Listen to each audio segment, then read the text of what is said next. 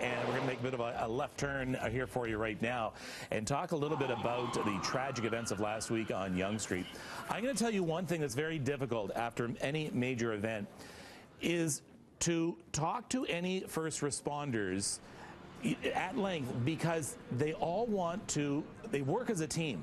And nobody wants to be pointed out as an individual. So I've asked the members of Toronto Paramedic Services to join me right now to speak for their team, but they all played roles in last week's tragedy.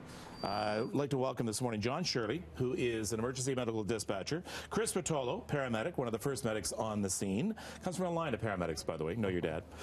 David Lavoski, who is peer support, which is equally as important to what these two gentlemen had done last week. Good morning. Let's begin with you, John, because you were one of the first people. You were working in the radio room at the time. You were one of the first to know something was up. What was it like? That's correct. I was actually one of the first call takers to take the call as well. My role that day was as an educator. I had somebody with me. And as we took the call, we realized there was a lot more to this than just your simple pedestrian struck. After we had finished the call, I stood up and looked for the supervisor to see if there was a TAC desk being set up, and lo and behold, that was me. So just for people, when you have a major incident, you set up a TAC desk. That's correct. Tactical desk. That's right. All right. And Chris, you happen to have been among the first to respond. You were in the area, were you at the station, were you driving at the time? We just left, actually downtown, so we just left Mount Sinai, and we heard all the commotion going down. Yeah. So we made ourselves available and went up Avenue Road and responded to the call. When you first got there, what is your thought? Because again, this comes across, as John said, as a pedestrian struck.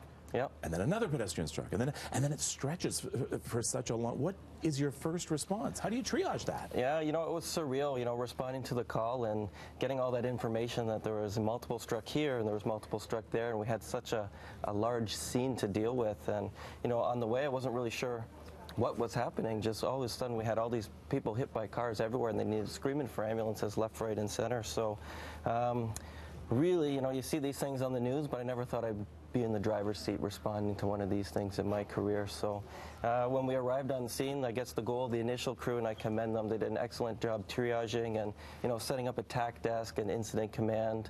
And everybody really stepped up to the plate and did an excellent job. And, you know, it's everybody gave 110% that day, from the paramedics to the dispatchers to the fire department, the police officers, York paramedics, the police, everybody, even the bystanders on the street, everybody was there to help out. And so it ran really smoothly from a department standpoint, and everybody did an excellent job and did the best we could for those patients. I mean, when you have a multi-victim incident, triaging isn't as easy as it sounds, because what has to be done is you have to assess who has life-threatening injuries, who needs to be sent to hospital now, who needs to be worked on here, who can wait until later, all at the same time working on a patient. So that's absolutely tough. Yeah, those crews did an excellent job, and yeah, difficult decisions had to be made, and I commend my colleagues. David's job now with peer support, and your job comes after they have finished their job, and that is how is Chris and how is David reacting? How do they feel after this incident? And this is equally as important to what they do. Tell me about the peer support and what's needed after this incident. Right. Everyone on the peer support team is either a paramedic or a dispatcher, so we're doing our jobs and then notified of an incident and then being sort of deployed to make sure people are getting looked after and cared for after the incident. So I was off duty that day, but I knew about the call because my little peer support phone was going off, and my colleagues were saying there's a major incident happening in the northeast of Toronto. And so then I turned on the news and saw what was going on. So everyone on the phone was basically saying, I'm available, where can I go, where do you need me? And we all sort of went out to the hospitals and provided our help there. You have an important message too for the witnesses and the bystanders, because police and fire also have their own peer support groups.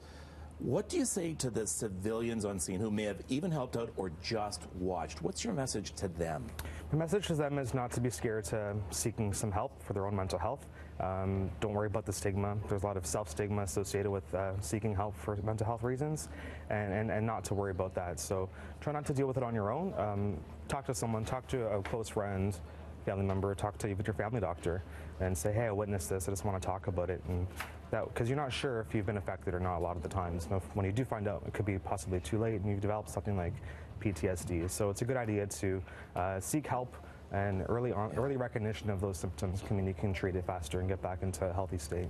All right. Thank you for what you did. And thank you for what you do. I appreciate it, gentlemen. Thanks for having us. Thank you. All right.